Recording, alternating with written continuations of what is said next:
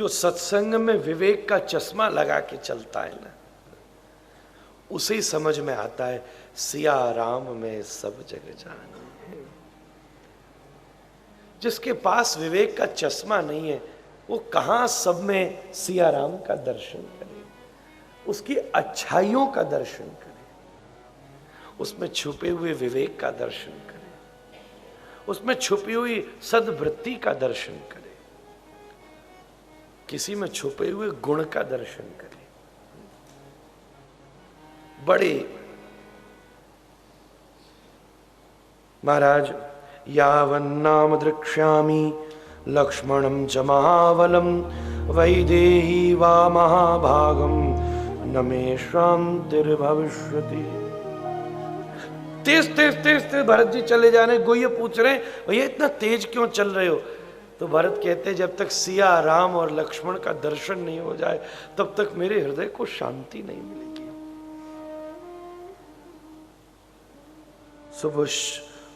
सुभवश्चित्रकूटोसी गिरिराज समो गिरी यस्मिन् बसति कुक्कुत्स्थ कुबेर इव नंदनो। जैसे कुबेर अपनी राजधानी में रहते हैं ऐसे ही प्रतीत होता है इस वन के बीच श्री रघुपुंगव उसी शोभा से विराजमान है। उसी समय सचित्रकूटे तु गिरौ निशाम्य रामाश्रमो पुण्यपनोपन्नम। उसी समय एक सुंदर आश्रम बड़े मंगल में भाव से श्री भरतलाल जी को प्रदर्शित हुआ, दिखा। देखा सब वहां बाहर ही धनुष तरकश आदि सब रखे थे, कुछ बर्तन थे, कुछ यज्ञ कुंड की अग्नि से धुआं उठ रहा था। मंद्र मंद्र गति से उस आश्रम के बीच में पहुंचे। श्री सीताराम जी बड़े भाव से, राम जी अपने ध्यान में बैठे थे, कुछ अपने भाव को डाल रहा हूं, राम जी अपने ध्यान में बैठे थे। उसी क्षण जैसे ही प्रभु ने देखा भरत ने उसी समय दंडवत प्रणाम किया। साधु को देखकर दंडवत हो जाना चाहिए। हम तो पहले सोचते पहले भाग के उसके पामन में जाए, पाम पड़े। सबरे लोग ही पाम पड़ेंगे तो फिर पाम ही तोड़ देंगे। एक जगह हजारन की भीड़, संत उतरा, सब दंडोत करने आए, वह संत को ही गिरा दियो, अस्पताल ले जाना पड़ा। ये मर्यादा नहीं है। आप जहां वहीं खड़े रहो, संत निकले नजर पड़ते ही दंडवत हो जाओ। हम नजर पड़ते पहले उसकी तरफ दौड़े, ना ना ना ना ना, तुम उसकी तरफ दौड़कर पहुंचो, अच्छी बात है, बुराई इसमें भी नहीं है, पर तुम्हारा दंडवत देखकर वो तुम्हारी पास आ गया तो बात बन जाएगी। तो बात बन गई। हमारी औकात है कि हम दंडवत दे सकें, ये तो उसकी सामर्थ्य है कि वो तुम्हारा दंडवत ले सके। हम देने लायक नहीं है, वो ले ले, इसमें सरलता छिपी है। हम जाते हैं देने, इसमें अभिमान है भाई, हम देने गए दंडवत, ना ना ना ना। आप तो जाओ वहीं दंडवत करो। अब ये उसके स्वभाव में है, अब ये उसकी नजर पड़ी तो वो तुम्हारे पास आकर दंडवत ले लेगा। और मैं तुमसे सच कहूं, 1000 बार तुम दंडवत देने गए वो बेकार है। अगर एक बार आके उसने दंडवत ले ली उसके सामने, महाराज उसमें स्वीकार, वो स्वीकारने में आशीर्वाद छुपा है। जहां देने जाते हो तो वहां लेने की भी इच्छा होती है। जहां दंडवत देने गए तो वहां आशीर्वाद लेने की भी इच्छा होती है। पर अगर किसी ने दंडवत लिया, अगर तुमने दिया तो तुम लोगे, अब संत ने लिया तो वो देगा। अगर संत ने स्वीकार करके और श्री राम के प्रेम का आशीर्वाद दे दिया तो तुम्हारे जीवन की सफलता हो जाएगी। भरतलाल जी ने देखते ही दंडवत किया। लखनलाल जी दौड़े और राम जी के चरणों में दंडवत करते हैं और आंखों के आंसू गिरते। राम जी के एक चरण नीचे थे। गिरते आंसू को देखकर राम जी आंख खोल के कहते हैं, अरे लक्ष्मण उठ, तू क्यों दंडवत कर रहा है?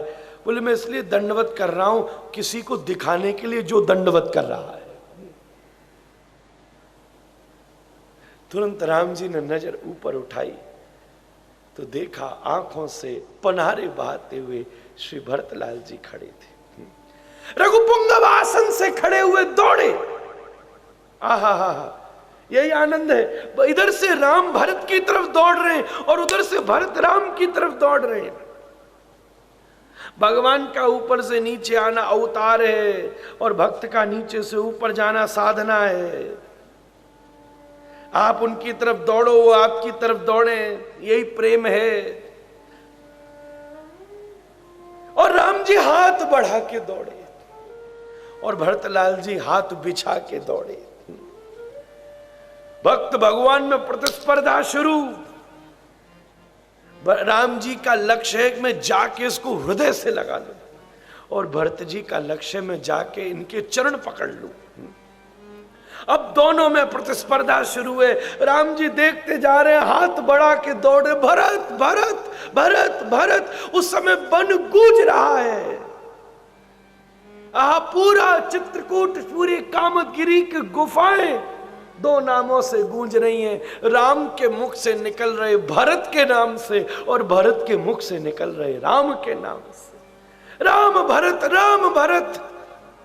बोले राम भरत की। हर बार हम सियावर राम की कहते हैं, आज कहिए भरत भैया राम की। जरा जोर से करो भाई, भरत भैया राम की। पूरी गुफाएं गूंज रही हैं, एक उधर से और एक उधर से, और प्रतिस्पर्धा लग रही है और प्रतिस्पर्धा बड़ी दृढ़ लग रही है। और सुनो, मैं एक बात तुम्हें साफ कह दूं, जब भक्त और भगवान में प्रतिस्पर्धा होती है ना, तो भगवान हारता है और जीतता भक्त है महाराज। क्योंकि भगवान के हारने में ही भगवान को आनंद है। अहम भक्त पराधीनो,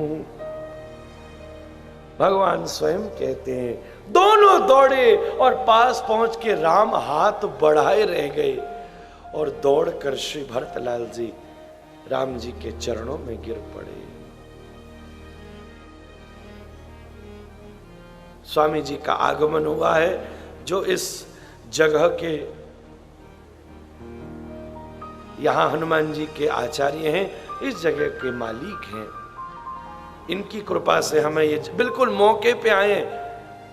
इधर भरत राम से मिलने आए हैं, इधर स्वामी जी महाराज राम कथा से मिलने आए हैं।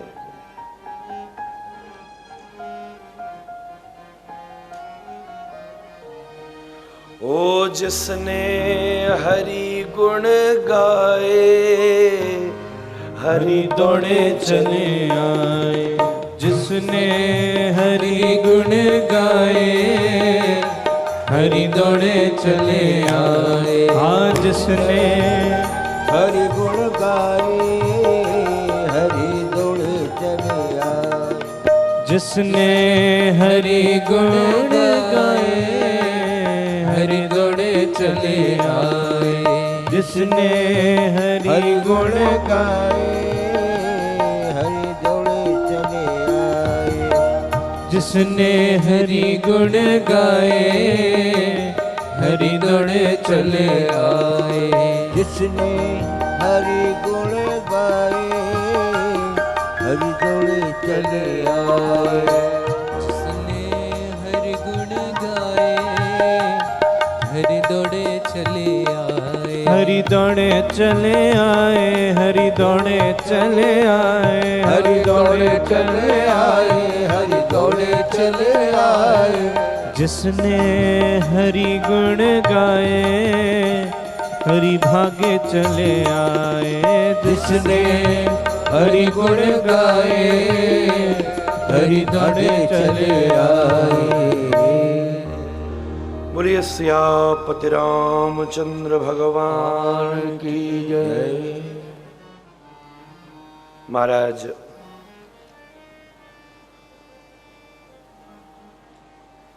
स्वामी जी महाराज का ये सुंदर मंगलमय स्थान, दास हनुमान जी का ये दिव्य आश्रय,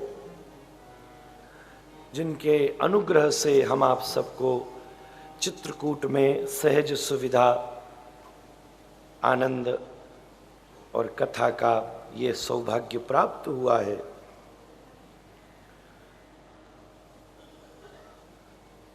निश्चित रूप से स्वामी जी महाराज के ऋण से यह आया कोई भी व्यक्ति कभी उऋण नहीं हो सकता। एक संत के ऋण से उऋण नहीं होने में ही अनुग्रह है। आप जी ने बड़े उदार हृदय होकर ये अपना अति मंगलमय परिसर सब लोगों को प्रदान किया, उसके लिए हम सभी आपके चरणों में नतमस्तक होते हैं।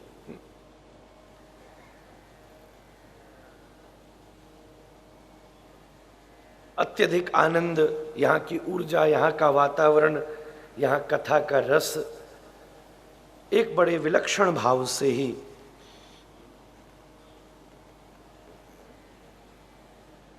प्रकट हुआ, विलक्षणता का ही अनुभव हुआ। हम उसके लिए कृतज्ञता ज्ञापन करते हैं। विषय चल रहा है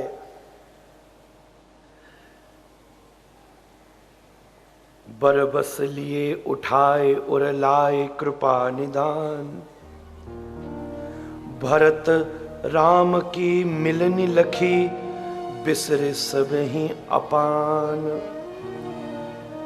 महाराज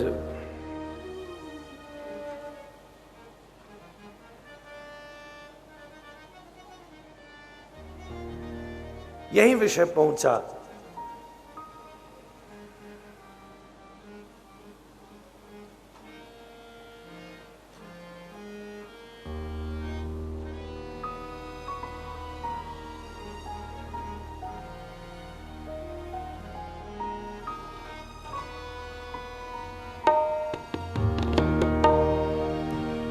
कहत सप्रेम नाई मैं माथा,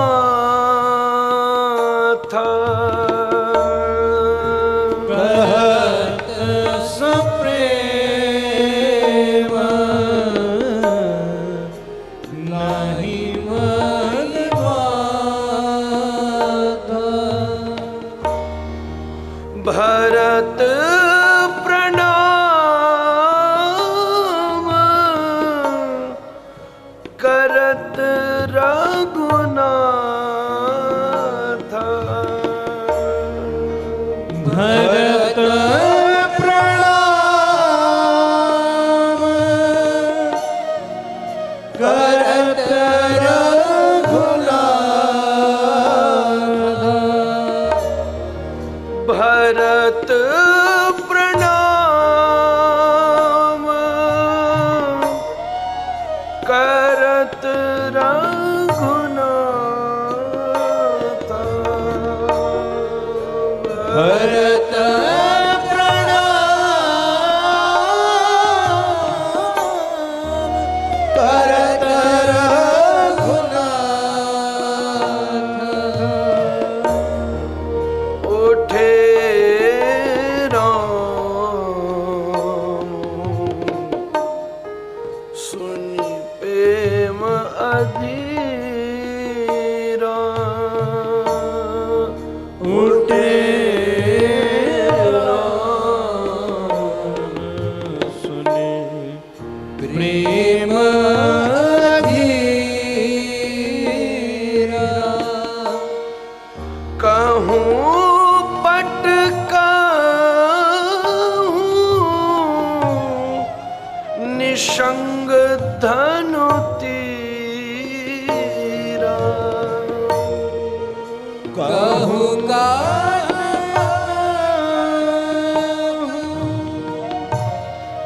निसंग धीरा, भरत जी को प्रणाम करते देखकर राम जी उठे। ऐसा अधीर प्रभु दौड़ा। कहां दुपट्टा है, कहां माला है, कहां तीर, कहां धनुष, कोई अता पता नहीं। भगवान जब दौड़ते हैं ना, ऐसे ही दौड़ते हैं। हम लोग कहते प्रभु हम इतना दौड़कर आपकी शरण में आए, कुछ प्रसाद दे दो, कोई दर्शन दे दो, भाई कोई भाव दे दो। अरे भैया इतनी सुख सुविधा से आए, रेलवे का टिकट लेकर आए, एसी में बैठे, यहाँ स्वामी जी ने एसी कमरा दिया, बढ़िया तरह दर्शन किया, परिक्रमा लगाई, वापस चले गए। और जब ठाकुर दौड़े,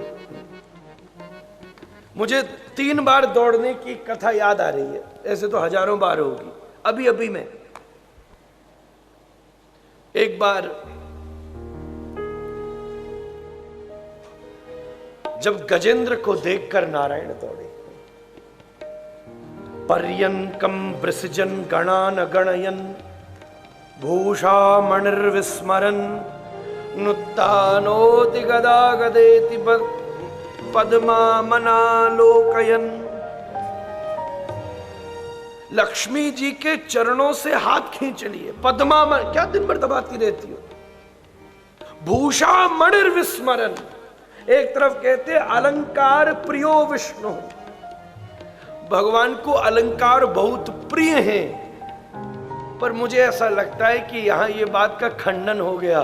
भगवान को अलंकार प्रिय नहीं है, भगवान को शरण में आए भक्त प्रिय है। पुकारते हाथी को देखकर हरि अलंकार भी छोड़कर भागी, सब छोड़।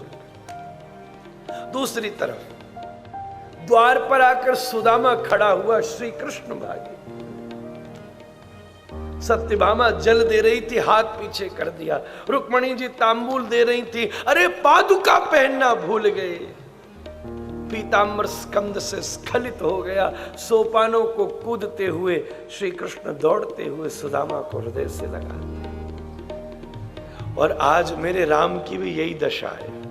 वैसे ही तपस्वी वेश में, ज्यादा कुछ नहीं पहना है, पर भरत को देखकर जो पहना है वो भी सब उतर गया।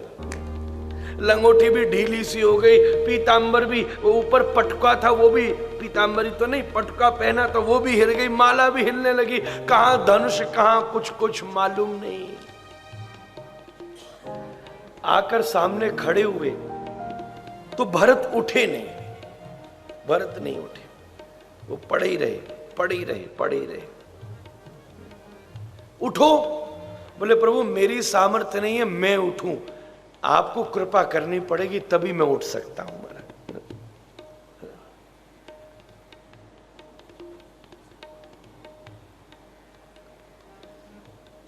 तुम उठोगे तो ज्यादा से ज्यादा शरीर उठा सकते हो, पर सदगुरु उठाएगा तो शरीर से उठाकर भगवान के नित्य धाम में अवस्थित कर देगा। वो स्वामी जी स्पष्ट रूप से संकेत कर रहे हैं, बरबस लिए उठाए और लाय कृपा निधान। और ये जबरदस्ती करी। भरत जी चरण पकड़ के खड़े और रघुनाथ जी कंधे पे हाथ फंसा के ऊपर खींच रहे हैं। वो चरणों को पकड़े, वो ऊपर खींच रहे हैं। आज कृपा निधान ने खींच कर ऊपर उठाकर भरत को अपने हृदय से लाकर, भरत राम की मिलनी लखी बिर से समय अपान। महाराज इस भरत और राम का दर्शन करके सब अपनी सुध भूल गए, सबके होश उड़ गए, सबका विचार समाप्त हो गया। परम प्रेम पूरन दो भाई, मन बुद्धि चित अहमित बिसराई। कहूं सप्रेम प्रगट को करही, के छाय कवि मति अनुसरई।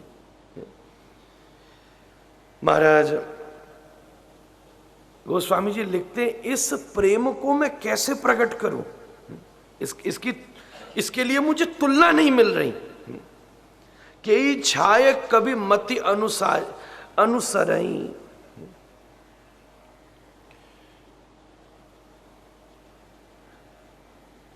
अक्षर बड़ा है कि अर्थ बड़ा है? इसको कौन समझाए? अक्षर नहीं होता तो अर्थ नहीं होता, और अर्थ का बोध नहीं होता तो अक्षर का स्वरूप निर्णीत नहीं होता। दोनों एकत्व हैं। चंद्रमा और चांदनी एक ही भाव पर अवस्थित होते हैं। वो स्वामी जी कह रहे हैं, मैं इस मिलनी की क्या उपमा दूं? आजकल लोग शादियों में मिलनी करते हैं ना, अरे वो क्या उसका वो हमारा तो मिलनी नाम भी व्यर्थ हो जाता है। मिलनी तो राम और भरत की मिलनी है महाराज, जो दो अपनी अपनी भाव आसन पर बैठकर एक दूसरे को हृदय से लगा रहे हैं। क्या कह रहे हैं गोस्वामी जी? अगम स्नेह भरत रघुवर को, जहां न जाय मनु विधि हरिहर को। जहां ब्रह्मा विष्णु महेश का मन भी नहीं पहुंच सकता, विचार भी नहीं पहुंच सकता। अरे कहने का अर्थ यह है, इस प्रेम के स्वरूप का व्याख्यान वो भी नहीं कर सकते। सच्ची बात है, प्रेम बुद्धि से नहीं समझा जा सकता। प्रेम और बुद्धि का विरोध है। जहां बुद्धि लगे वहां प्रेम कैसा? प्रेम तो एक क्षण में घटता है, और जब उस प्रेम में बुद्धि लगती है तब समझौते होते हैं, क्योंकि बुद्धि का विचार फायदे और नुकसान पर आकर खड़ा होता है। बुद्धि कहती है तेरा नुकसान नहीं होना चाहिए, और प्रेम कहता है जब तक तू लुटा नहीं तब तक तेरा प्रेम क्या। बुद्धि वाला आबाद रहता है, प्रेम वाला बर्बाद रहता है। और जो थोड़ा लुटा नहीं वो प्रेमी सार्थक नहीं। ऐसा इनका मंगल में प्रेम है। गोस्वामी जी बड़ी सुंदर भाव कह रहे हैं। सब लोग ऐसे स्तब्ध रह गए कि समझ नहीं पाए। राम और भरत मिल रहे उस समय सारी प्रकृति स्तब्ध रह गई। चित्रमिमां भुसा, जो पक्षी आसमान में जैसे उड़ रहे थे वैसे के वैसे चित्रवत हो गए।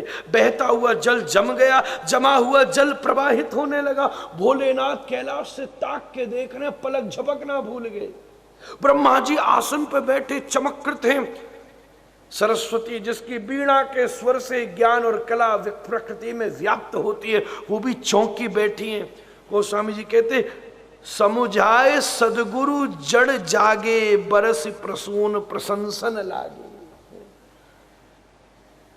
सब चौंके और चमकृत बैठे, किसी को समझ में नहीं आ रहा। तब कहीं देवगुरु सदगुरु कहा। यहां सदगुरु, टीकाकारों ने वहां बृहस्पति जी की उपमा दे दी है,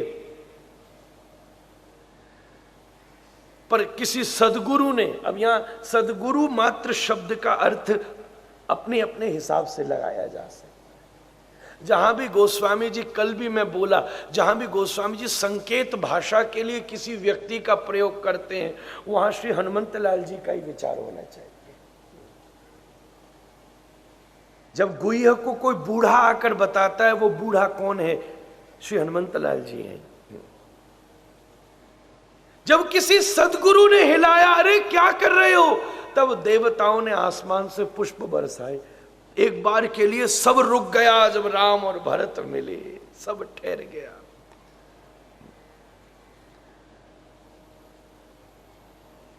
ऐसी अद्भुत स्थिति आकर वहां व्याप्त हुई। मंगल में भाव से एक दूसरे के प्रेम में अभिराजित हैं। वैसे जब इस विषय में गोस्वामी जी कुछ नहीं कह सके तो मैं इसमें क्या कहूं, इसके आगे मैं भी क्या कहूं। पर थोड़ा सा जैसा भाव रखा है महर्षि वाल्मीकि जी और गोस्वामी जी का सम्मिलित विचार चित्रकूट की इस कथा में प्रकट किया जा रहा है। तो अभी मैंने गोस्वामी जी के अनुसार मिलाया था। ये दोनों ग्रंथ एक दूसरे से गले मिलकर चल रहे हैं, गोस्वामी जी और वाल्मीकि जी। कुछ वाल्मीकि जी के भाव को प्रकट करता हूं। इस अध्याय में श्री वाल्मीकि जी ने बड़े गंभीर राजनैतिक उपदेश को प्रकट किया है। राम जी ने भरत जी को राजनीति का उपदेश किया है। जब दोनों विराजमान हुए तो पूछा, क्वनु ते भूत पिता ताता यदरण्यम त्वमागतः। भरत पिता कहाँ है? इस वेश में तुम्हारे वन में आने का क्या लक्ष्य है? नहीं त्वम जीवतस्तस्य वनमागन्तुमर्हसि।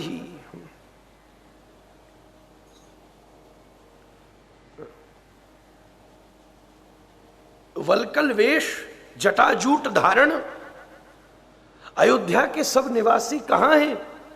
तुम्हारा इस प्रकार आचरण मेरे हृदय में अनंत प्रकार के शंकाओं को जन्म दे रहा है।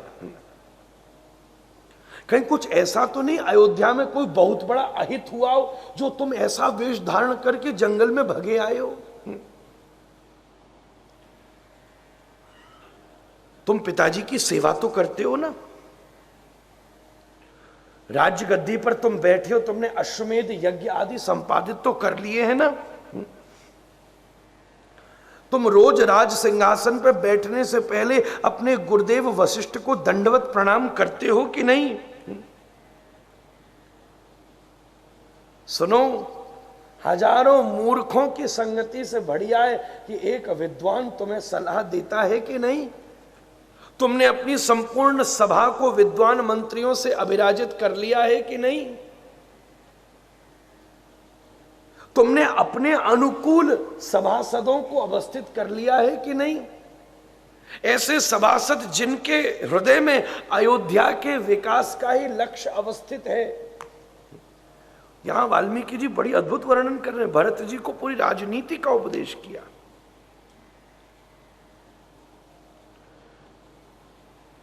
कच्चित देवान पितॄन भृत्यान गुरून् पितृसमानपि वृद्धांश्च तात वैद्यांश्च ब्रह्मणाश्चाभिमन्यसे। तुमने देवता, पितर, भृत्य, गुरुजन, पिता के समान सम्माननीय और शास्त्रज्ञ एवं सूरवीर ऐसे मंत्रियों को नियुक्त कर लिया है कि नहीं? सब मंत्री तुम्हारे साथ अनुकूल हैं कि नहीं? और सुनो, कोई भी काम करना तो बहुमत से मंत्रणा करके करना। ऐसा तुम करते हो कि नहीं? सबसे बड़ा मंत्र ही मंत्रणा है। राम जी कह रहे हैं राजनीति के लिए सबसे बड़ा मंत्र ही मंत्रणा है। ऐसे विद्वान मंत्रियों से तुम बातचीत करते हो कि नहीं? कि अकेले अकेले अपनी मनमौजी, ऐसे राजा को का लंबा राज्य नहीं चलता और उसकी प्रजा ही उसकी विरोधी हो जाती है। मंत्रो विजय मूलम ही राज्ञाम भवति राघव संसवृत्तो मंत्रिधुरैर मात्यै शास्त्र को विदई। महाराज, अच्छा, मंत्रणा भी उससे होनी चाहिए जो निपुण मंत्री नीति शास्त्र को अच्छी तरह जानते हो और उसके अनुसार उनमें यह विवेक हो कि कौन सी बात गुप्त रखनी है और कौन सी बात समाज के मध्य प्रकट करनी है। कहीं ऐसा तो नहीं है कि तुम्हारे लागू करने वाले नियमों को तुम्हारे मंत्रणा करने वाले मंत्री तुम्हारे कहने से पहले ही प्रजा में तुम्हारी बात फैला देते हो। कहीं इस शोक से ग्रसित होकर तो तुम मेरे पास नहीं आ रहे हो। ये महर्षि वाल्मीकि जी अपने भावों को व्यक्त कर रहे हैं और बड़ी सुंदर बात कह रहे हैं, तुम्हें विद्वानों की संगति करनी चाहिए, तुम्हें पंडितों की संगति करनी चाहिए और समाज में जो प्रतिष्ठावान व्यक्ति हैं, जो पूज्य हैं, उनका सम्मान करना चाहिए। अपूज्या यत्र पूज्यन्ते पूज्यानां च व्यतिक्रमः त्रणी तत्र भविष्यन्ति दुर्भिक्षम मरणं भयम्। जहां पूज्यों का सम्मान नहीं होता और अपूज्यों की पूज रखी जाए, जो सम्माननीय हैं उनका सम्मान करना चाहिए। ये मनुष्य से अपेक्षा रखी जाती है। जो सम्माननीयों का सम्मान न करे वही पशु है। अब कोई कुत्ता बैठा हो, उसके पास कोई महात्मा जाए या कोई दुराचारी जाए, वो दोनों को देख के भौंकेगा। पर मनुष्य के भीतर ये विवेक है कि जो पूज्य का सम्मान करे, और जो पूज्य का सम्मान नहीं करता उसके जीवन में दुर्भिक्ष, मरण और भय, ये तीनों आपदा सदैव व्याप्त रहती है। तुम ऐसा करते हो कि नहीं? इस प्रकार विस्तृत रूप से राजनीति का मंगलमय उपदेश श्री रघुपुंगव श्री भरतलाल जी को अवस्थित करते हैं। ये सब उपदेश के बाद श्री भरतलाल जी से राम जी वन में आने का कारण पूछते हैं। मेरे हृदय में बहुत शंकाएं जन्म ले रही हैं, तुम वन में क्यों आए हो? ये जटा, ये बलकल वस्त्र तुमने क्यों धारण किए हैं? आर्यतात परित्यज्य कृत्वा कर्म सुदुष्कुरम गत स्वर्गम महाबाहु पुत्र शोकाभिपीडित स्त्रिया नियुक्त कैकेय्या मम मात्र परंतप चकार स महत्पाप मिदमात्मयशोहरम।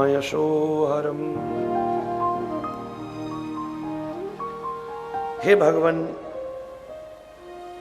मेरी माता ने अपने यश को विनष्ट करने के लिए ये कार्य संपादित किया, आपको वन में भेज दिया। पूरी अयोध्या त्राही त्राही कर रही है।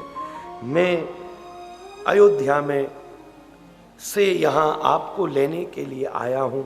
आप चलिए और राज्य सिंहासन को कृतार्थ करिए, आपका अभिषेक किया जाएगा। आप हम सबके मनोरथ को पूरा करिए।